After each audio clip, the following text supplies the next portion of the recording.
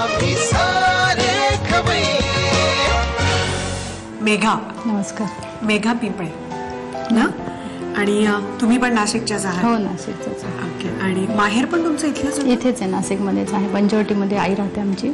अच्छा. आज खरं आईला पण आमच्या येण्याची इच्छा होती, पण तिचं 2 दिवसापासून जरा पाठीचं दुखणं आहे, त्याच्यामुळे ती दवाखान्यात ऍडमिट आहे. आम्हाला हे सगळं झाल्यानंतर तिला भेटायला जायचंय. कारण तुम्ही तरी आमच्यासाठी, तुमच्यासाठी खास, म्हणजे बरं नसलं तरी तुम्ही. आणि ती आमच्यापेक्षा खूपच म्हणजे सुगरण आहे, कारण तिचे पदार्थ म्हणजे, आणि तुमचे सगळे तर ती टीव्हीवरचे बघतच असते, पण तिला पारंपरिक सगळेच पदार्थ छान बनवता येतात.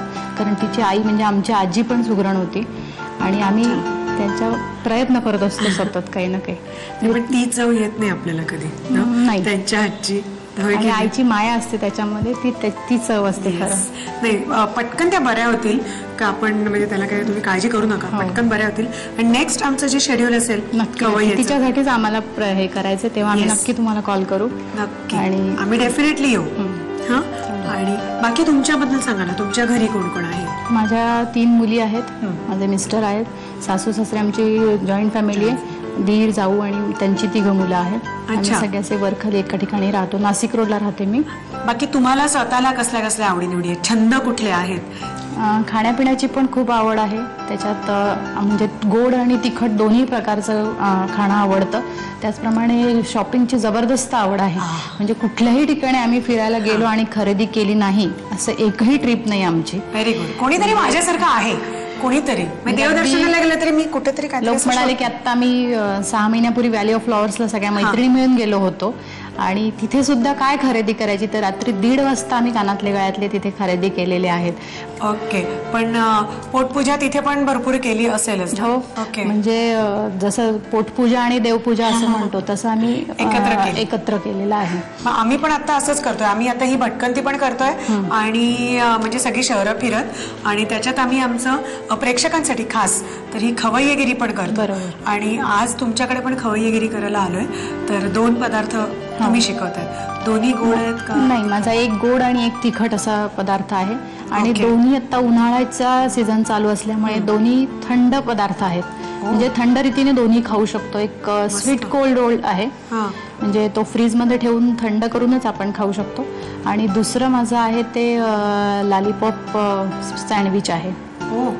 पण मग ते गोड आहे? नाही, ते तिखटच, म्हणजे खूप तिखट पण नाहीये आणि खूप गोड पण नाहीये, कारण त्याच्यामध्ये डाळिंब, अननस वगैरे असं सगळ्या जिन्नस आहेत. त्याच्यामुळे ते थंड फ्रीज मध्ये ठेवून आपण खाऊ शकतो.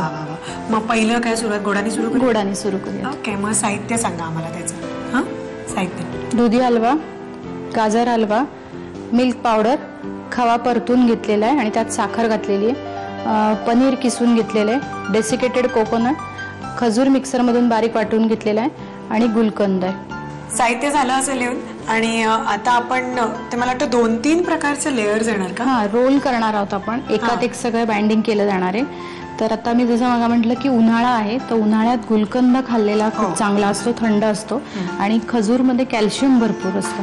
तर हे दोन्ही पदार्थ आपण मिक्स करून पहिल्यांदा त्याचा आतला एक रोल करणार आहोत, आणि मग त्याच्यानंतर बाकी पनीर आणि याचा रोल करून सगळ्यात शेवटी मोठा रोल तयार होईल.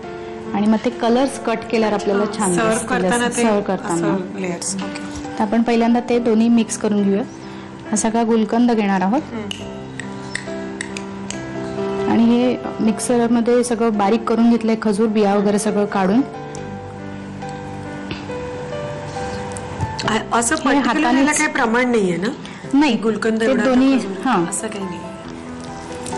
जे जास्ती आवडत असेल ते जास्ती घ्यायचं. म्हणजे गोडामध्ये गुलकंद जसं आपण रोज इसेन्स वगैरे वापरतो, तर त्याच्याऐवजी डायरेक्ट जर फ्रेश गुलकंदच खाल्ला, आणि हा प्रवाळयुक्त गुलकंद आहे. म्हणजे आमच्या नाशिकमध्ये तर आयुर्वेद जे आहे भवन, तिथे हा बनतो. अच्छा. तर ते प्रवाळ जे असतं ते समुद्रामध्ये मिळतं, आणि ते आपल्याला शरीराला थंडाव्यासाठी खूप चांगलं असतं. अच्छा. तर जाताना माझ्या लिस्ट मध्ये नाशिकची लिस्ट वाढत चाललेली आहे. द्राक्ष घेतलेच असते, ड्रायफ्रुट्स आणि असं बरंच काय. त्याच्यात आता एक प्रवाळयुक्त गुलकंद हा मला मिळेल का कुठेही? कुठे आयुर्वेदची औषधी भवन जे आहे किंवा खादी ग्रामोद्योग जे आहे ना, त्यांच्याकडे हा नेहमीच अवेलेबल असतो. ओके. त्यांचे बरीच बाकी औषधं पण सगळी असतात. अच्छा. या औषधांमध्ये पण प्रवाळ वापरला जातो. अच्छा. आता हे चांगल्यापैकी मिक्स झालेलं आहे. आता पुढचं एक लेअर तयार करूया ना. हां ठीक आहे, एक लेअर तयार झाला. आता हा दुसरा लेअर आपण तयार करतो. हो. तर हे काय काय घेतलंय आपण? हे पनीर किसून घेतलेलं आहे आणि हा खवा परतून त्याच्यात साखर घालून म्हणजे जवळजवळ पेढ्याचीच प्रोसेस केलेली आहे. आणि मिल्क पावडर हे जर ओलसर वाटलं तर याला परत बाइंडिंगसाठी म्हणजे कोरडं होण्यासाठी आपण मिल्क पावडर वापरणार आहोत. बरं. तर प्रथम आपण पनीर घेऊया.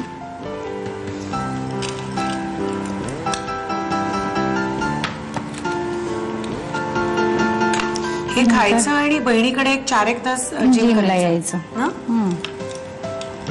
पण आता सुट्टीचे दिवस अजून आंब्याचा सीझन सुरू व्हायचा आहे आणि आंब्याने सगळ्यात जास्त वजन वाढतं. आंबा आईस्क्रीम ते सगळे प्रकार सुरू होतात. ही मिल्क पावडर थोडी घालतोय, लागेल तशी त्याप्रमाणे टाकत राहूया. तुम्ही कालवा, लागेल तशी मी घाली. आता हा पेढा जवळजवळ कोरडाच आहे, पण काही वेळेस ओलसर असतो किंवा जर खवा नाही तितका परतला गेला तर मग या मिल्क पावडरची गरज पडते. अच्छा, आता ते होतंय ना. पनीर पण तुम्ही निथळून घेतलं का? हो, पनीर निथळून घेतलं. निथळून घेतलं. आता ते पण थोडंसं ओलसर असतं. हां, आपण घरी बनवलेलं जर असलं ना तर मग ते जरा अजून मोकळं असतं. हां हां, मग त्याला ओलसरपणा असतो, त्याच्यामुळे मग मिल्क पावडरची गरज पडते.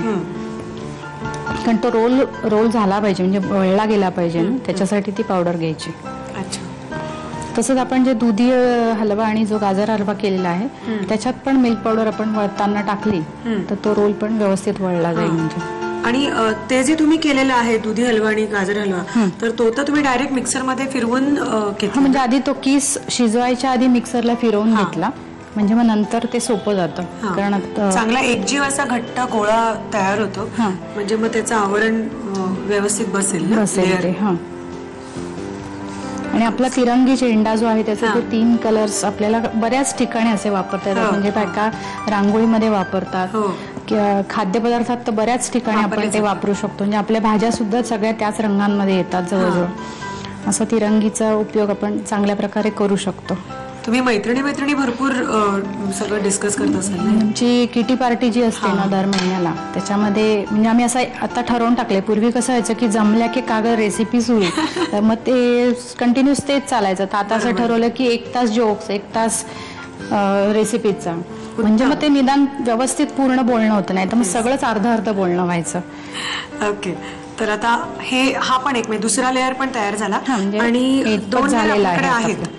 हो, 2 ते आपण मग दुधीचं आणि हे जे केलेलं आहे ते रेग्युलर आपण केलेलं आहे ना. दुधी हलवा आणि गाजर हलवा नेहमी घरी करतो तसंच तुपामध्ये गाजर किंवा दुधी हे परतून घेऊन मग साखर दूध घालून ते घट्ट शिजवून घ्यायचं.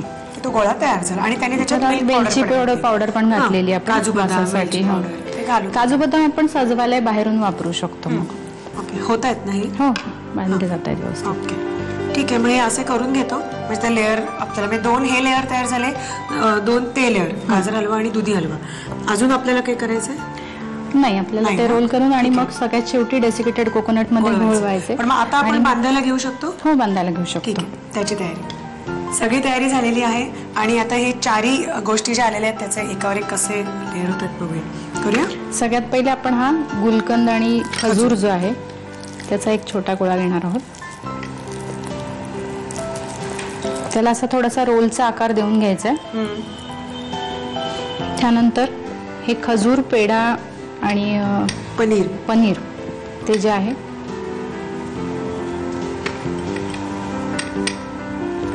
ह्याचं वाटीसारखं करून घ्यायचं ते थोडंसं, आणि त्याच्यामध्ये हा केलेला गोळा आहे हा ठेवून त्याला ते लपेटायचंय. हा असा रोल वळून घ्यायचा आहे. तसंच आता हे गाजर हलवा आणि दुधी हलवा ना. त्याच्यानंतर आपण हा गाजराचा जो आहे एकावर एक आपण ते सगळे रोल वळून घ्यायचे त्याच्यावर, म्हणजे गुंडाळत जायचं आतमध्ये हे सगळं.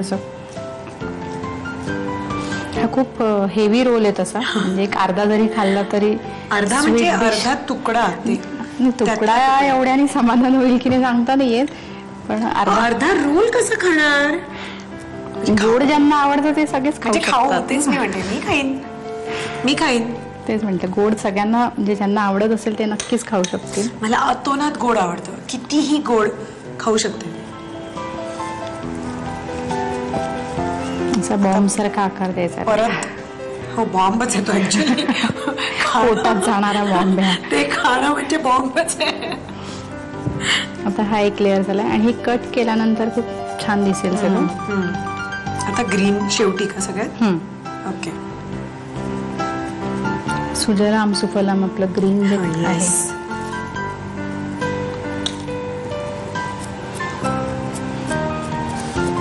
हे पूर्ण असं लपेटून घेतोय आपण. अजून लागेल.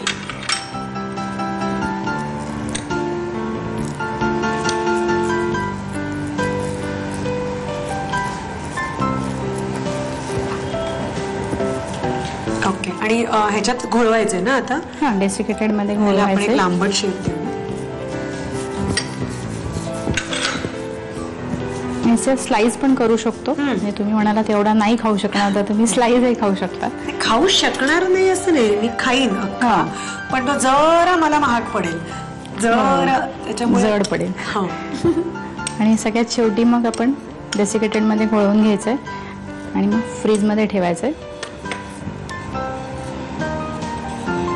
आणि मग तो थोडा सेट झाला की मग कटिंग करायचं. हा, मग कट करायचं म्हणजे मग ते सगळे कलर्स व्यवस्थित आपल्याला मिळतील. आम्ही असा छान घोळवून थोडासा लांबट करून घेतो, थंड करून घ्यायचा. आणि मग तो कटिंग करायचा. बरोबर, फ्रीज मध्ये ठेवायचा. पण साहित्य कृती घ्यायला हरकत नाहीये, तर कारण आता फक्त तो कटिंग करून सर्व करायचंय.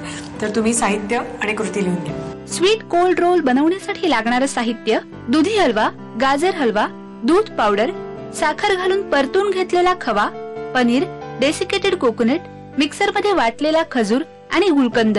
कृती: प्रथम एका बाउल मध्ये गुलकंद आणि खजुराचं मिश्रण एकत्र करून घ्यावं. दुसऱ्या बाउल मध्ये पनीरचा किस, साखर घालून परतलेला खवा आणि दुधाची पावडर हे मिश्रण एकजीव करून घ्यावं. खजूर आणि गुलकंदाच्या मिश्रणाचा लांबट गोळा करून तो पनीर आणि खव्याच्या मिश्रणात स्टफ करावा. हा रोल गाजराच्या हलव्यामध्ये स्टफ करावा आणि दुधी हलव्याच्या मिश्रणामध्ये हा रोल स्टफ करून डेसिकेटेड कोकोनट मध्ये घोळवावा.